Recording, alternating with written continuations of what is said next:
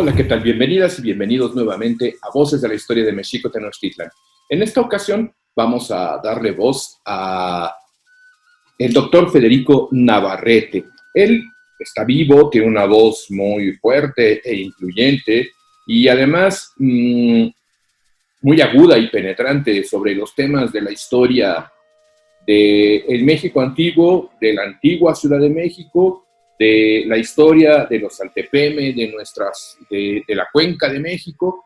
Y bueno, pues él es un investigador, profesor también de la Universidad Nacional Autónoma de México. Ha escrito muchos libros, les voy a leer los títulos. Cristóbal del Castillo, Historia de la Avenida de los Mexicanos y otros pueblos e Historia de la Conquista. Claro, él hizo el estudio introductorio, la traducción, también La vida cotidiana en tiempos de los mayas en 1996, el anterior es de 1991.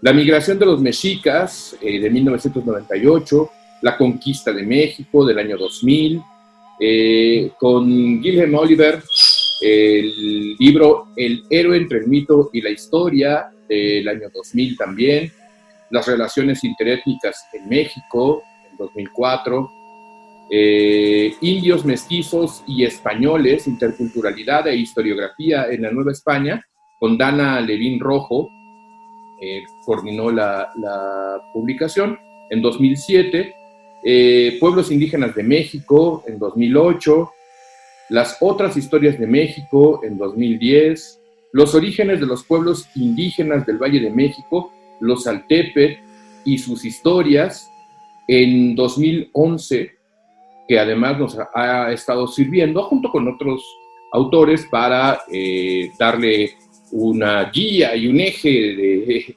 trabajo a estas crónicas de la historia de México Tenochtitlan.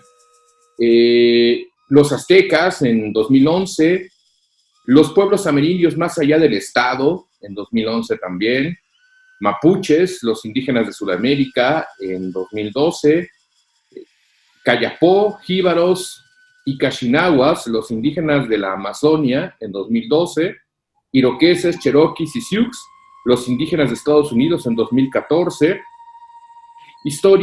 Hacia otra historia de América, Nuevas miradas sobre el cambio cultural y las relaciones interétnicas en 2015, México racista, una denuncia en 2016, Alfabeto del racismo mexicano en 2017, Historias mexicas en 2018 y finalmente este libro que hoy les vamos a presentar que se llama ¿Quién conquistó México? Que bueno, pues ya ustedes vieron quién lo publica.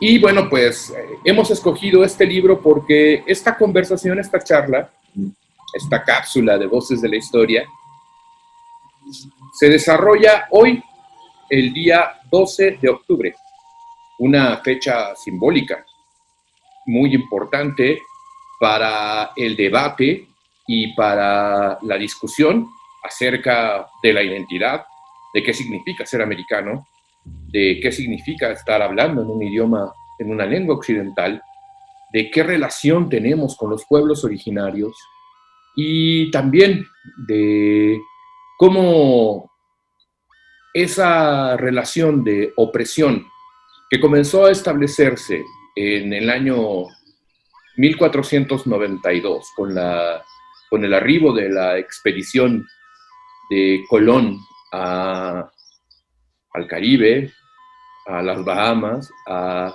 la India, a la isla, Guanahani, abrió una etapa de la historia occidental dentro de la cual los americanos y los mexicanos, no estamos exentos de ello, estamos inmersos. ¿Cómo asumimos hechos como estos, como el descubrimiento, la conquista o la llamada conquista de México hoy día? En este libro, que hace una pregunta que parece una pregunta cuya respuesta sería obvia, Nos invita a Federico Navarrete a reflexionar acerca de aquello que parece obvio, para que nos lo volvamos a preguntar y encontremos aristas de nuevas respuestas a preguntas que son muy antiguas y que sin embargo están muy presentes en la actualidad. De ahí que en los 7 capítulos que conforman esta obra, para mayor información, les voy a leer los títulos. El capítulo 1 se llama ¿En verdad nos conquistaron los españoles? El capítulo 2, ¿Quién fue Malinche? El capítulo 3, Los indígenas conquistadores. El capítulo 4, ¿Qué hicieron realmente los españoles? Capítulo 5, Mi casa es su casa. El capítulo 6, Los futuros de la conquista. El capítulo 7, Más allá de la conquista, más allá de conquista, entre comillas conquista, las alianzas. Vamos a aprovechar esta oportunidad para leerles un fragmento del capítulo llamado ¿Quién fue Malinche? Quiero comentarles que el planteamiento que hace Federico Navarrete es un planteamiento bastante complejo, que implica poner en cuestión la idea de la historia de México y por lo tanto de este fragmento de América que es trascendental para todo el continente y para la historia universal, para la historia de la humanidad. Porque va sobre asuntos que parecen, como les decía, muy evidentes, pero además de discusión rebasada. Pero al leer cosas como las que escribe Federico Navarrete nos damos cuenta de que en absoluto están rebasadas, en absoluto están resueltas y que forman parte también de la discusión contemporánea. De ahí, como les decía, la intención de leer este capítulo, de darle voz a Federico Navarrete, en este capítulo llamado ¿Quién fue Malinche? Es un fragmento. Dice así: desde el punto de vista europeo, la costumbre española de mantener relaciones carnales con las mujeres indígenas ha sido interpretada, condenada y justificada de diversas maneras. La principal postura de la visión colonialista, paréntesis, la visión que plantea que lo mejor que pudo pasarle a América es que los europeos hubieran venido aquí a conquistarla, a civilizarla, entre comillas. Esa es la visión colonialista a la que se refiere Federico Navarrete. Ha sido celebrar la apertura de los conquistadores a relacionarse y tener descendencia con ellas, como una virtud varonil y castiza, resultado de la tolerancia racial, y también como el origen del celebrado mestizaje. Esta visión es machista, por decirlo menos, pues privilegia la visión masculina de los encuentros sobre la femenina. Por eso exalta la apertura española hacia las mujeres indígenas, pero nunca la apertura de ellas hacia los españoles. En general, las mujeres son vistas únicamente como objetos y son regaladas, recibidas, poseídas y tratadas bien o mal a voluntad de los varones, sin que se les reconozca la menor posibilidad de definir su destino o de influir sobre él. También se suele negar el carácter violento que muchas veces asumieron las relaciones entre españoles e indígenas. Por otro lado, esta visión exagera la particularidad y la radical novedad de los hijos fruto de estas uniones al convertirlos en fundadores de una nueva raza, la mestiza. Sin embargo, esto no sucedió así a lo largo de las primeras décadas de colonización española en América. En la mayoría de los casos imperó la distinción entre las uniones legítimas con las mujeres españolas que producían prole española, con la pureza de sangre necesaria, y las uniones informales con las indígenas que producían hijos no reconocidos como descendientes legítimos. La excepción fueron algunos descendientes varones de las uniones con mujeres nativas, reconocidos por sus padres como hijos y por lo tanto criados como españoles. Sin embargo, la mayoría de estos vástagos, sobre todo las mujeres, fueron criados por sus madres como indígenas. Aunque parezca paradójico, exaltar la apertura de los españoles ante las mujeres indígenas desde esta perspectiva machista y etnocéntrica sirve para ignorar o restar importancia a la posibilidad de que esta convivencia íntima y cotidiana transformara a los colonos.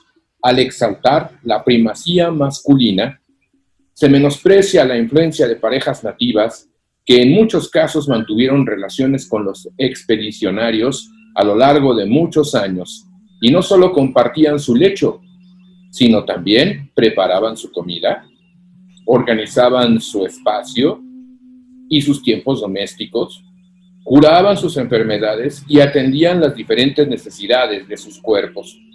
Se niega que esta intimidad pudiera transformar a sus amos españoles, seducirlos, involucrarlos y atraparlos en un mundo que no era el suyo.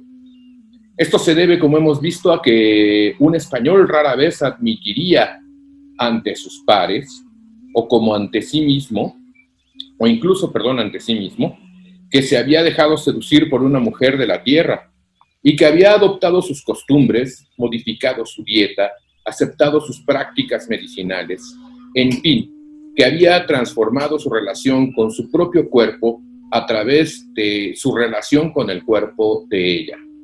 Menos aún lo pondría por escrito en una relación o crónica, so pena de ser condenado y estigmatizado por sus compatriotas, como lo fue Gonzalo Guerrero, este español que se quedó entre los pueblos mayas y que se tatuó la cara, el cuerpo, y al ser reconvenido e invitado a regresar al ámbito de los españoles con la expedición de Cortés, se negó, aduciendo que ya tenía una familia y además decía, mirad cuán bonitos son mis hijos. Bueno, es significativo que en el relato de Díaz del Castillo, que ya citamos, la esposa maya intervenga inmediatamente después de que el español dio sus razones para no unirse a la expedición de Cortés. De manera indirecta, estamos dándole en este momento voz a una mujer maya que intervino cuando Gonzalo Guerrero se negó a regresar a la expedición o a regresar a la civilización española a través de la expedición de Cortés. Bernal Díaz del Castillo relata, pues, este fragmento. Asimismo, la india mujer del Gonzalo habló al Aguilar, a Jerónimo de Aguilar, quien sí regresó al bando español, en su lengua muy enojada, y le dijo, mira con qué viene este esclavo a llamar a mi marido. Íos vos, y no curéis de más pláticas. Y el Aguilar tornó a hablar al Gonzalo, que mirase que era cristiano, que por una india no se perdiese el alma, y si por mujer e hijos lo hacía, que la llevase consigo si no los quería dejar. Y por más que dijo y amonestó, no quiso venir. Es decir, Gonzalo Guerrero no quiso volver. Así, Guerrero aparece como un hombre sometido a su mujer, en el relato de Bernal, por supuesto, lo que disminuye su hombría y su hispanidad a los ojos de Aguilar y de Bernal. Por estas razones, si existía tal intimidad y tal compenetración, debía permanecer en secreto, pues revelarla habría sido infamante e incluso pudo poner en peligro la condición social de quien la confesara.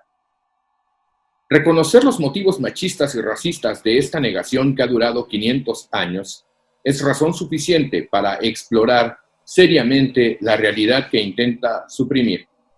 La capacidad de influencia de las mujeres indígenas en su interacción con los españoles y las transformaciones que pudieron haber provocado en ellos.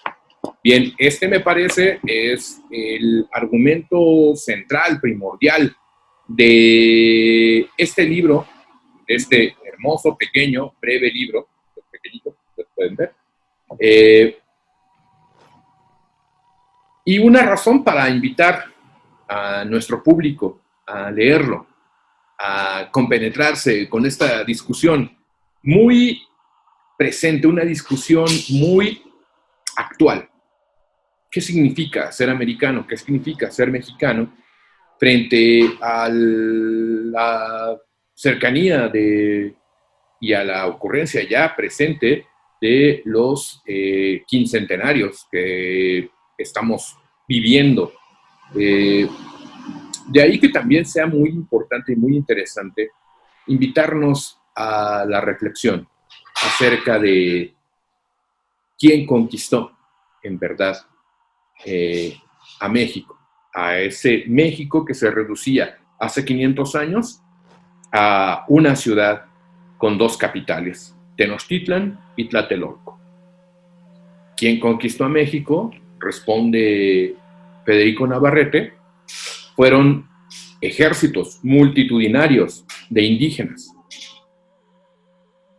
que fueron guiando a los españoles al cumplimiento de los intereses de los indígenas en principio, por liberarse del yugo mexica y también por encumbrarse dentro de sus propios altepeme, como es el caso de Texcoco, donde una disputa dinástica orientó a que una de las ciudades que formaba parte de la triple alianza con Tenochtitlan y Tacuba